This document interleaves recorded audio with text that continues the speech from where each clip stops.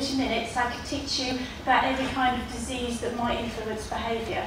What I'm hoping to do is to get you thinking a little bit about recognising where cases might present where the behaviour doesn't quite fit with what you expect in terms of learning.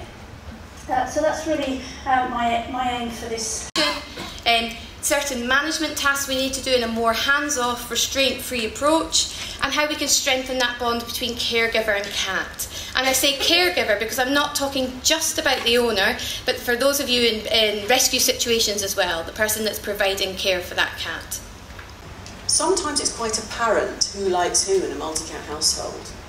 But sometimes it really is necessary to put that down on paper. If you're really not sure where these groupings are, or even that the owner has even considered they've got a 5-cat household that isn't one big cohesive happy family. So you just put the names round in a circle and you say to the owner, right, what have you observed? What friendly behaviour have you observed given from one cat to another?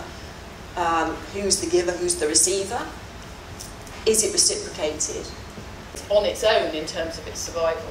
And why is a big problem there for us as humans? Because we just said we wanted a social companion and we wanted to nurture it. Now by definition, what does that mean? It means we take the resources and we very benevolently give them out. And we'll come back to that when we talk about feeding later. Flight is the preferred strategy. They'd rather get away from... Start by looking at how we assess cats before they come into us actually, and all the information we take, and also how we manage a cattery environment, because obviously that's a very challenging environment for most cats.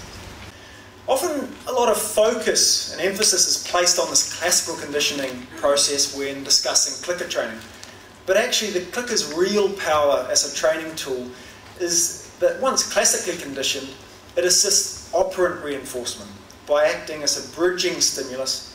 It bridges the delay between the desired behaviour and the primary reinforcer, the food.